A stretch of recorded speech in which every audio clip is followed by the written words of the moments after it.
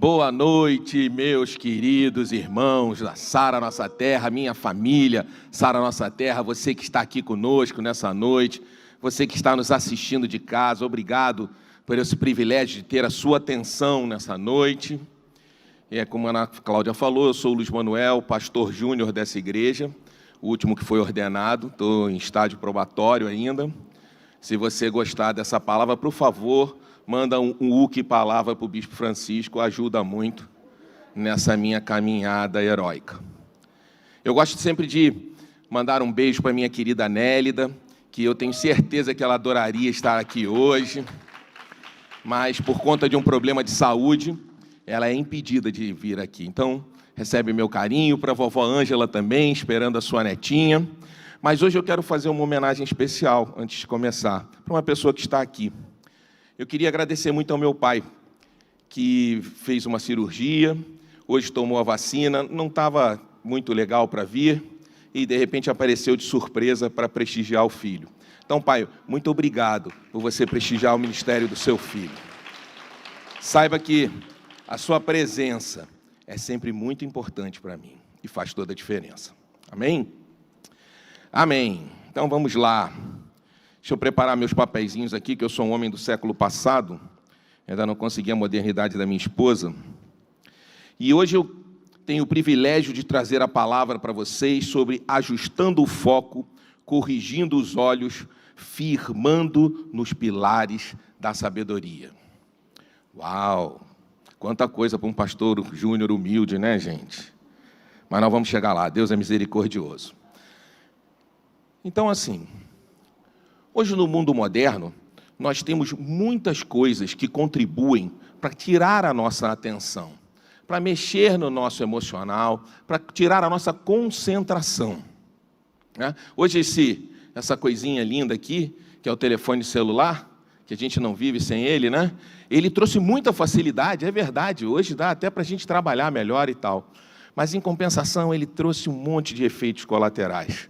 Né? Então, as pessoas às vezes estão no seu trabalho ou estão em casa com a sua família e começa, zap, aquele negócio de YouTube, Instagram, e toda hora as pessoas são desfocadas daquilo ao qual estão concentradas e efetivamente realizando.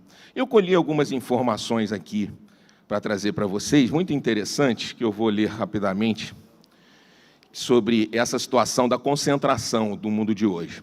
Os especialistas sugerem que nosso cérebro não está preparado para o bombardeio rápido e cada vez maior de distrações digitais, o que nos deixa com uma sensação de lentidão e, no final, menos produtivos. Olha que interessante isso. Um estudo realizado pela Microsoft em 2015 revelou que, em média, o intervalo de atenção dos homens caiu de 12 segundos no final do século passado para 8 segundos no novo milênio. Segundo os especialistas, isso não significa que estamos ficando menos inteligentes, mas que agora desempenhamos várias tarefas ao mesmo tempo. E tem um estudo muito interessante, esse homem tem 4 livros brilhantes, que é o neurocientista e psicólogo cognitivo Daniel Joseph Levitan. Ele afirma, olha que coisa interessante, ele afirma que, em média, estamos consumindo por dia uma quantidade de informações equivalente a 175 jornais. Você tem noção de quanta informação você está jogando nessa sua cabecinha? E eu li também que quando você está concentrado no trabalho e alguma coisa te chama a atenção e você desfoca dali e vem para a novidade, essa novidade libera dopamina no nosso cérebro. Então, em suma, nosso cérebro recebe uma recompensa cada vez que perdemos a concentração. Olha que coisa interessante, olha que coisa preocupante. E se nós não tomarmos cuidado, e se nós não nos acautelarmos, isso efetivamente vai recair sobre a nossa vida espiritual também. Sobre os nossos momentos de estudo, sobre os nossos momentos de leitura da Bíblia. É verdade que a tecnologia, ela nos trouxe a possibilidade do culto online, né? De uma quantidade enorme de pregadores na internet, enfim. Na época da pandemia e antes das vacinas, isso foi extremamente interessante, né? Foi muito útil. Porém, agora, as pessoas estão tendo uma dificuldade muito grande de voltar para a igreja. Uma dificuldade muito grande de voltar a participar do dia a dia da igreja. As pessoas estão tendo dificuldade de reassumir as suas posições dentro da igreja. E como o pastor Erle, muito bem, esse homem, nós estamos falando sobre sabedoria, se tem uma pessoa que tem sabedoria, o nosso amado pastor Erle, ele nos trouxe uma frase sensacional: não podemos menosprezar o poder da congregação.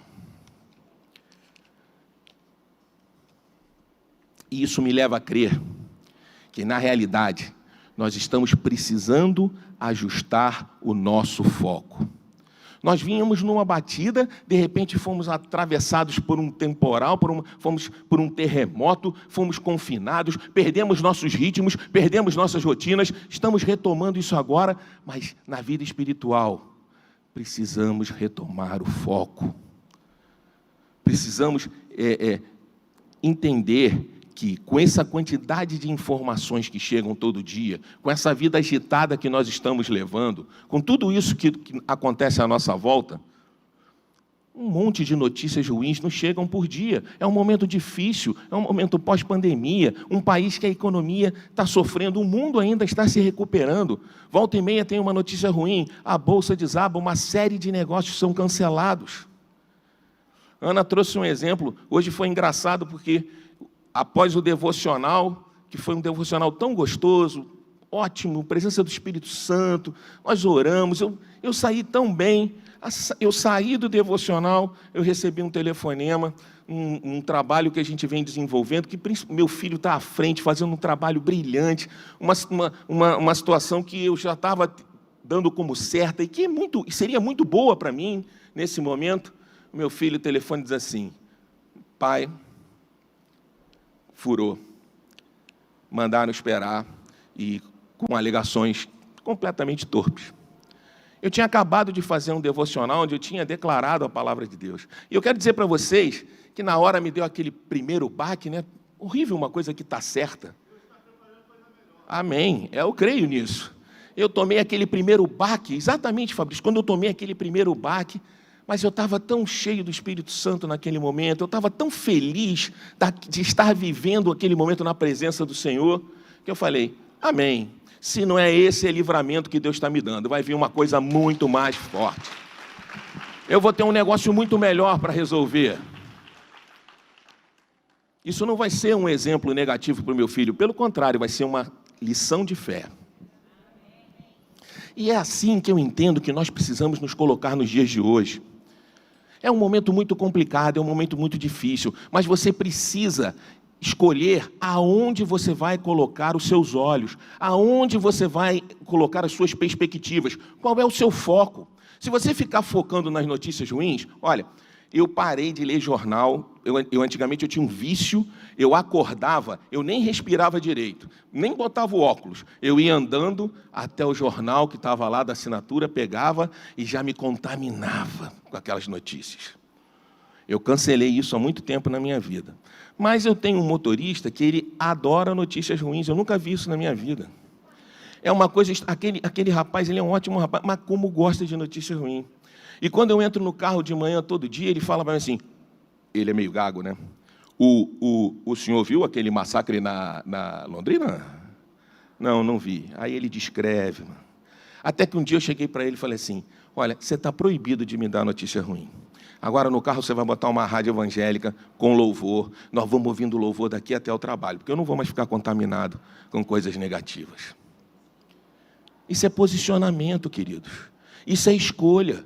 Você tem que escolher o que você está querendo trazer para dentro da tua vida, para a tua mente, para o teu coração, para as tuas emoções. Lembre que nós somos filhos e filhas de Deus. Nós temos a capacidade de dar ordem ao mundo espiritual, sim, de nos apresentarmos e não aceitarmos as situações negativas nas nossas vidas. Você tem a facilidade, o privilégio de começar a enxergar a sua vitória antes, muito antes dela acontecer. Agora, você escolhe como você quer se posicionar. Você escolhe no que você quer se prender. Na notícia humana, quantas fake news nos trazem angústia? Quantas fake news manipulam as pessoas aí fora? Você chega no escritório, às vezes, entra um advogado dizendo, meu Deus, a bolsa hoje vai despencar. Mas por que a bolsa vai despencar? Por que não sei o quê? Aí você vai olhar, fake news. O sujeito quase infartou. Todo mundo desesperado, tira o dinheiro daqui, bota o dinheiro... Calma. Agora, o que é triste é que nós que conhecemos a palavra de Deus, muitas vezes reagimos como aqueles que não têm esse privilégio. Entramos em pânico, desesperamos. Não entregamos para o nosso Deus, não acreditamos que esse Deus está cuidando das nossas coisas, sim, desde que nós estejamos agindo com a nossa fé. O homem age, Deus reage. Amém? Então você precisa escolher aonde você está colocando o seu foco. No negativo ou no positivo. No humano ou no sobrenatural. Aonde você está colocando o seu foco. No que você está acreditando. Eu prefiro acreditar nas promessas de Deus. Eu prefiro acreditar no que Deus tem para a minha vida de melhor. Bota para mim, por favor. Jeremias 29, de 11 a 13. Coloca para mim, por gentileza.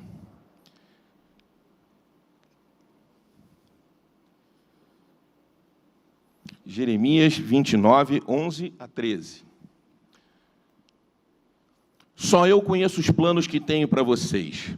Prosperidade e não desgraça. E um futuro cheio de esperança. Sou eu, o Senhor, quem está falando. Essa é uma promessa de Deus para as nossas vidas. No que você prefere acreditar?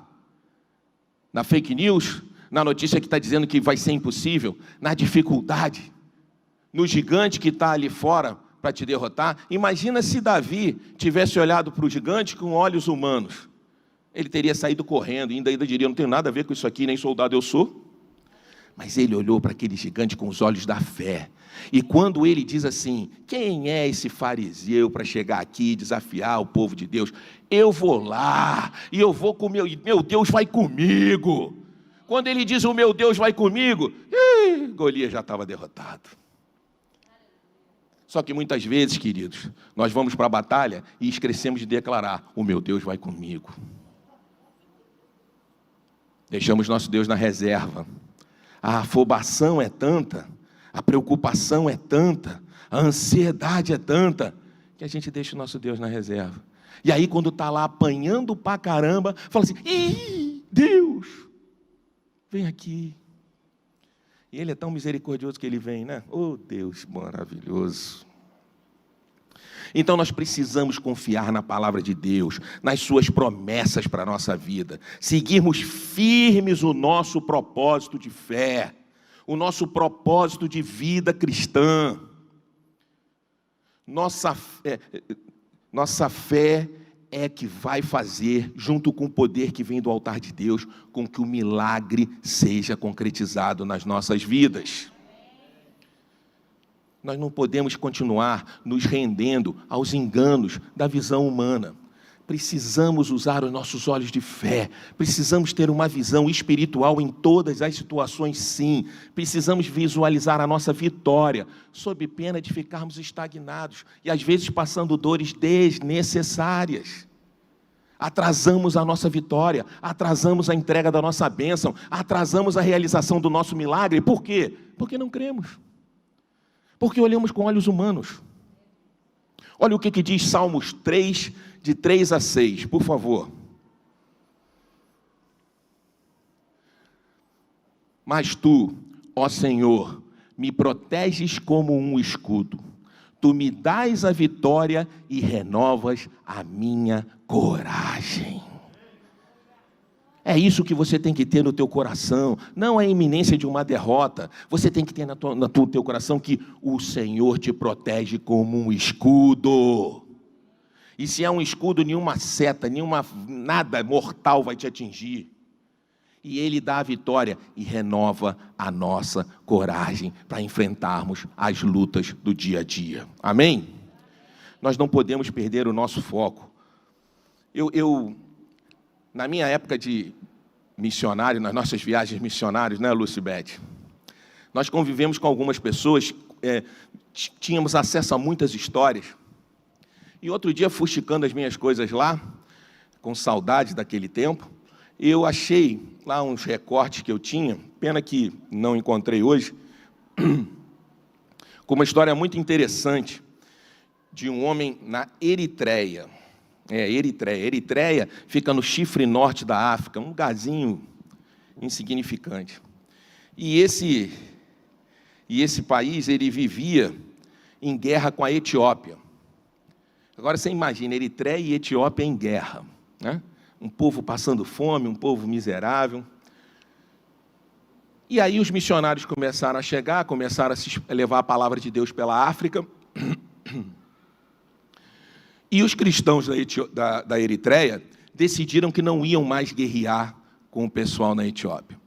Eles não queriam mais matar pessoas, porque a guerra na África, ela tem uma característica toda especial. Tem tiro, tem metralhadora, tem isso tudo, mas os caras fazem mesmo, o negócio é no facão. E a guerra não é muito soldado contra soldado, não. Eles invadem os vilarejos, é meio que extermínio racial. Eles invadem os vilarejos, matam as pessoas, decepam as... É uma coisa bárbara. E os cristãos entendiam que eles não tinham mais que participar disso, não havia sentido continuar tirando vidas sem uma causa verdadeira. E aí, por volta de 2004, lá na Eritreia, foi promulgada uma lei que dizia o seguinte, que quem professasse a fé cristã seria preso, teria seus direitos hereditários cancelados, perderia suas posses, e teria que, para ser liberto, assinar um termo dizendo que nunca mais professaria a fé cristã. Se ele fosse preso novamente, seria queimado. Enfim. Mas esse homem, que infelizmente, por causa do coronavírus, eu não estou conseguindo me recordar do nome inteiro dele, eu só me lembro que ele tinha John no nome. Então vamos tratar por John, é suficiente. John era um homem que teve um ensinamento muito forte dos missionários. Ele participou ativamente com missionários ingleses. E ele era um pregador, ele era um evangelista, ele era um homem que tinha o dom do evangelismo. E ele não parava de pregar a palavra de Deus, ele não queria saber. E um dia, dentro de uma lanchonete, atendendo 2 rapazes que estavam sofrendo muito, com medo, ele foi e fez uma coisa perigosíssima na Eritreia. Ele sacou a Bíblia dele e abriu para ler a Bíblia com os 2 rapazes. O dono da lanchonete, apavorado, porque com medo de ser incriminado como cúmplice daquele ato bárbaro de abrir uma Bíblia, deu queixa dele à polícia, eles vieram, prenderam o John, deram uma surra nele, levaram ele para o presídio e ele ficou lá preso. Mas o John era tão danado que ele conseguiu contrabandear uma Bíblia para dentro do presídio. E toda noite, quando as luzes se apagavam, ele começava a pregar a palavra de Deus. E o pessoal do presídio estava vendo que os prisioneiros cada dia estavam mais fortalecidos, acordavam mais animados, apanhavam e continuavam cantando, até que eles descobriram a Bíblia do John. Aí pegaram ele, deram uma coça nele, amarraram ele num automóvel, saíram arrastando, enfim, fizeram miséria com John. Mas a palavra de Deus que esse homem trazia era tão forte que um dos carcereiros aceitou Jesus e passou a tratar das feridas do John. E não só isso, levou uma outra Bíblia para dentro do presídio. E aí sabe o que o John fez? Ele cortou a Bíblia em pedaços e distribuiu pelas várias celas. E disse para todos, decorem as suas páginas, depois comam. E assim eles procederam. Então, todo dia à noite, a Bíblia era lida através da memória de cada um daqueles homens.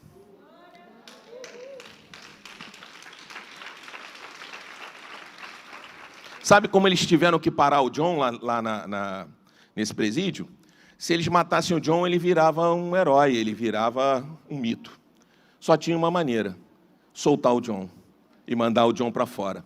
E ele foi para a Etiópia. E começou a pregar na Etiópia, e toda vez que era possível, ele entrava clandestinamente na Eritreia e salvava mais vidas e levava a palavra do Senhor.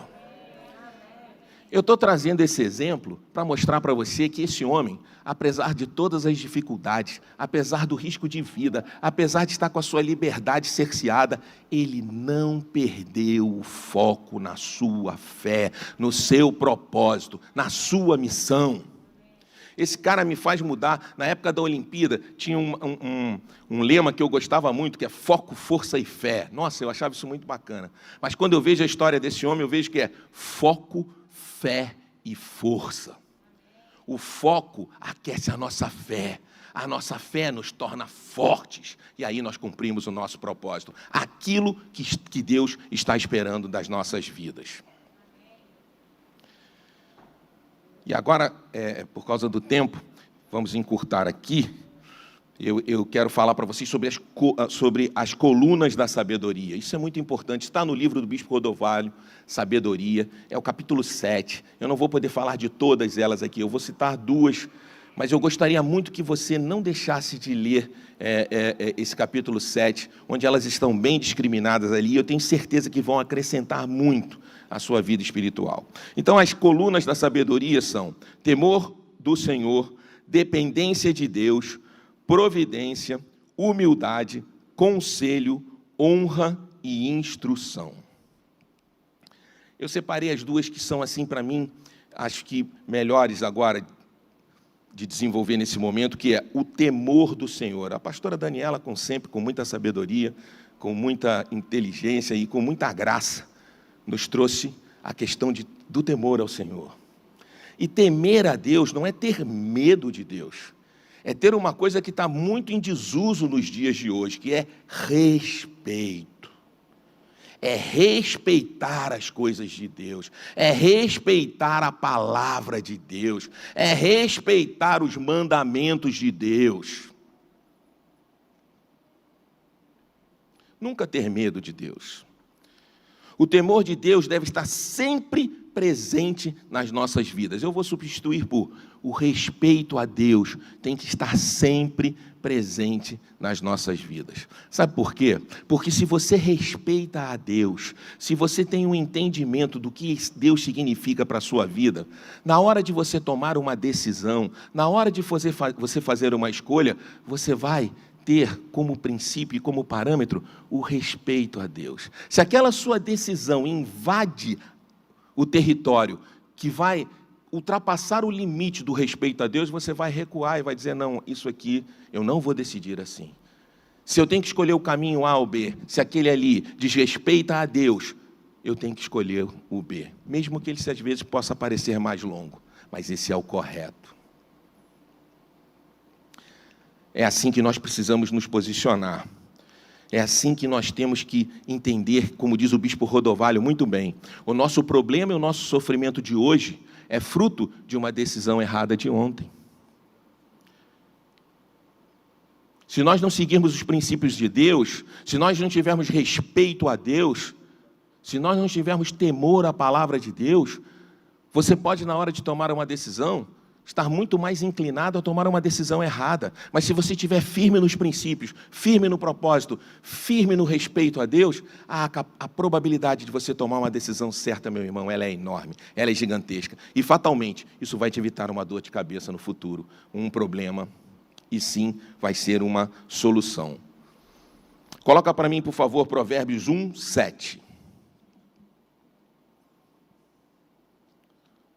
Para ser sábio, é preciso primeiro temer a Deus, o Senhor.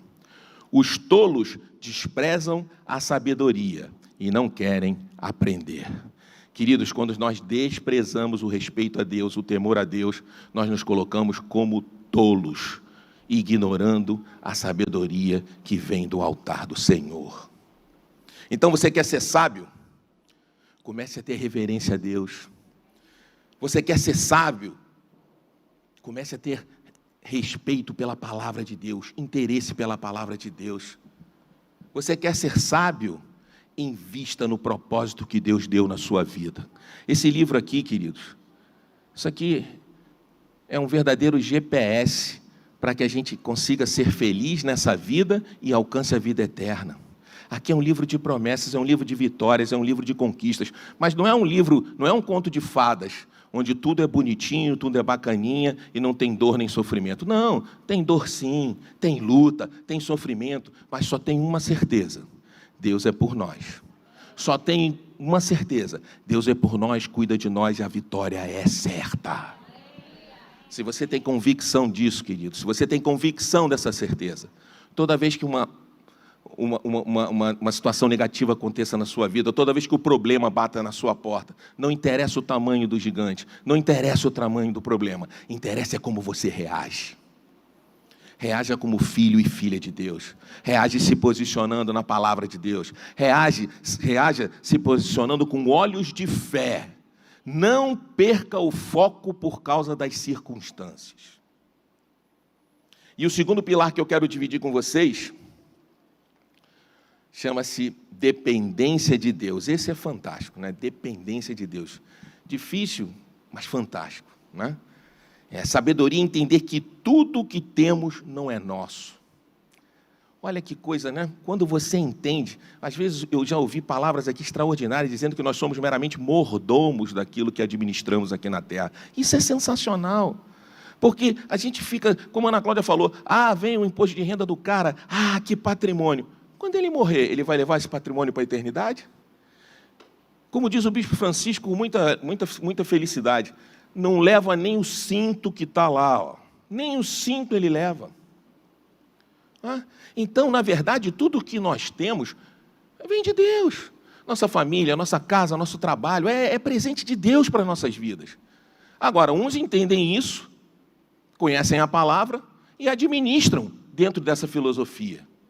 Outros preferem levar a vida louca, deixa a vida me levar, a vida leva eu. Colhem as consequências. Mas a dependência de Deus, ela faz com que nós possamos ter uma vida em fé. Quando você depende de Deus, não interessa as circunstâncias, você pode chegar e dizer assim: Deus, eu te entrego isso aqui, esse problema não é meu, eu não estou dando conta.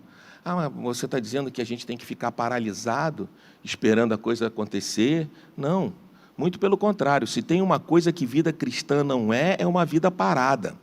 Eu brinco sempre com a minha mulher, dizendo que nós nunca vamos ficar velhos. Porque como a gente vai servir a Deus até o último suspiro das nossas vidas, nós vamos estar sempre diante de desafios novos, nós vamos estar sempre diante de novos propósitos. Deus vai estar levando a gente para lugares incalculáveis e a gente vai estar feliz da vida, vivendo a vida com Deus.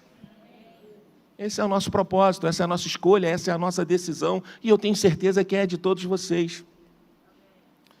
Então, quando nós decidimos depender de Deus, o peso sobre os nossos ombros, ele diminui sim. Nós fazemos a nossa parte, Deus nos abençoa. Nós nos posicionamos, Deus nos abençoa. Mas nós podemos todo dia, confiando em Deus, chegar e entregar: Senhor, toma no teu altar. Senhor, ajuda. A força da nossa fé, com o poder do altar de Deus, sempre vai materializar os nossos milagres.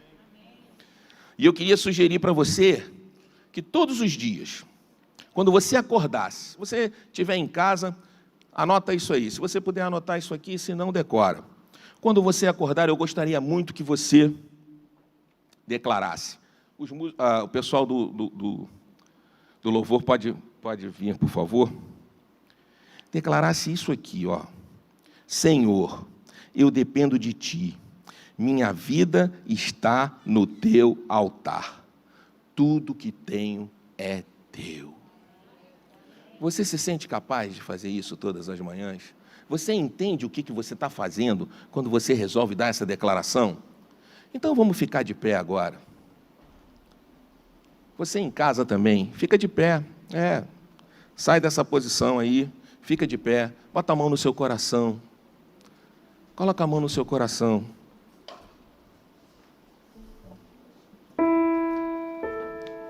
Vamos declarar isso juntos agora, como igreja. O Espírito Santo está aqui nesse local. Ele está ouvindo o nosso clamor. Vamos declarar isso agora como igreja. A força da congregação. O céu está aberto. Essas palavras que nós vamos declarar agora, elas vão diretas para o trono do Senhor, e toda a nossa ação tem uma reação imediata de Deus, amém? Então vamos declarar em fé: Senhor, eu dependo de Ti, minha vida está no Teu altar, tudo que eu tenho é Teu, amém, amém. E aproveitando esse momento de fé, esse momento onde nós declaramos a nossa dependência a esse Deus maravilhoso, extraordinário, nosso Pai, eu quero que você agora traga à sua mente aquilo que precisa ser feito de imediato na sua vida, aquilo que você precisa trazer Deus para ser o parceiro nesse momento. Aquele gigante, ou aquela dificuldade, ou aquela enfermidade, não interessa, é você e Deus agora. Eu quero que você traga isso à sua mente nesse momento, porque nós vamos orar, e o poder sobrenatural de Deus vai se manifestar sobre a sua vida. Nós vamos dar uma ordem ao mundo espiritual, e essa aflição, essa necessidade, essa dificuldade, essa falta vai ser cancelada agora na sua vida, amém? Você crê nisso? Você crê nisso? Então Deus vai prover. Traz agora o seu coração, começa a clamar ao Espírito Santo enquanto você ouve esse louvor. Cada vez que a minha fé é provada, Tu me dás a chance de crescer um pouco mais. As montanhas e vales, desertos e mares que atravesso me levam pra perto de Ti. Esse é o momento do teu milagre. Esse é o momento onde a bênção de Deus está sendo liberada sobre a sua vida. Seja ousado agora. Confie em Deus. Confie em Deus. Se diante de mim não se abrir o mar, Deus vai me fazer andar por sobre as águas, rompendo em fé.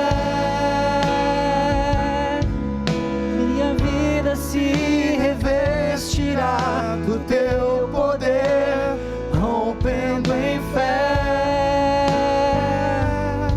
Com ousadia vou mover no sobrenatural. Vou lutar e vencer, vou plantar e colher. A cada dia vou viver, rompendo em fé. Senhor Deus, Pai de amor e de misericórdia, eis-nos aqui, Senhor, humildemente, diante do Teu altar, Pai, declarando que confiamos em Ti, Senhor, declarando que dependemos de Ti, Senhor. Ô Senhor, ouve o clamor de cada um nesse momento, Pai, de cada um que teve a coragem e a humildade de colocar diante do Teu altar sua dor, sua aflição, sua necessidade, aquilo que precisa ser transformado na sua vida. Ô Pai, pelo Seu amor incondicional, pelos Teus filhos, libera agora uma unção nova sobre cada um que está aqui agora, cada um que na sua casa chegou diante da Tua presença. Que haja agora uma unção nova sobre as nossas vidas, que esteja sendo cancelada toda a dor, todo o sofrimento, toda a falta, toda a angústia, todos os relacionamentos que não estavam funcionando, Senhor. Agora, na autoridade do nome de Jesus, nome que cura, nome que expulsa demônio, nome que ressuscita dos mortos, eu abençoo a cada um que está aqui agora e está nos assistindo em casa. Eu abençoo para que seja cancelada a sua dor. Eu te abençoo com uma unção nova. Eu te abençoo com a bênção da prosperidade em todas as áreas da sua vida. Que assim seja, no nome sagrado do Senhor. Amém, amém e amém. Aleluia! Minha vida se revestirá do Teu poder, rompendo em fé. vou mover no sobrenatural. Vou lutar e vencer, vou plantar e colher. A cada dia vou viver rompendo em fé. Amém, amém, amém. Pode acender as luzes. Pode acender as luzes. Queria chamar aqui a minha esposa amada, a pastora Ana Cláudia, para dar a bênção final. Abençoar esse povo de Deus que recebeu uma unção nova, que recebeu um óleo novo sobre a sua vida, que teve canceladas suas dificuldades hoje. Você não pode sair daqui hoje como você entrou. Você não pode sair daqui hoje não acreditando que o teu milagre está sendo agora liberado no mundo espiritual. Você, a tua fé agora vai fazer com que você receba aquilo que você veio buscar hoje. Então, saia declarando a sua vitória. Comece a enxergar agora aquilo que Deus já te deu. Basta que você materialize através da sua fé, porque o poder do altar já está liberado na sua vida. Amém? Aleluia! Aleluia! Quem ajustou o foco essa noite? Aleluia! Os olhos no Senhor, os olhos na promessa do Senhor, os olhos na vitória. Oh Deus, obrigada, Pai. Obrigada por essa noite, obrigada por essa revelação, obrigada por esse mover, Senhor. Oh Pai, que a graça do nosso Senhor Jesus Cristo, o amor de Deus Pai, a unção e a consolação do Espírito Santo seja sobre cada um de nós. Te pedimos, Senhor, remove tudo que tem impedido o nosso foco de estar no Senhor, nos teus olhos e nas tuas promessas, Pai. E dá-nos, Deus, dá-nos, Senhor, essa alegria dos filhos que conhecem a tua palavra e que vivem pela fé. Oh Deus, leva, Senhor, cada um para a sua casa nessa noite com essa certeza. Dá-nos, Senhor, uma semana de milagres. Dá-nos, Senhor, uma semana em que o poder sobrenatural de Deus alcança a nossa vida, a nossa casa, a nossa família. Guarda-nos, Senhor, guarda-nos de todo mal e abençoa-nos, Deus. Obrigada, Pai. Obrigada pelo teu amor e pela tua graça sobre nós. Assim nós oramos, em nome de Jesus. Amém, amém e amém. Pode dar sua melhor salva de palmas. Você é filho de Deus, vencedor, ajustou o foco e os milagres foram liberados sobre a sua vida. Queridos, temos cantina, viu, essa noite? Você que está aqui, passe lá na cantina, prestigie a nossa cantina. Deus abençoe, vão em paz, que o Senhor os acompanhe. Amém, amém.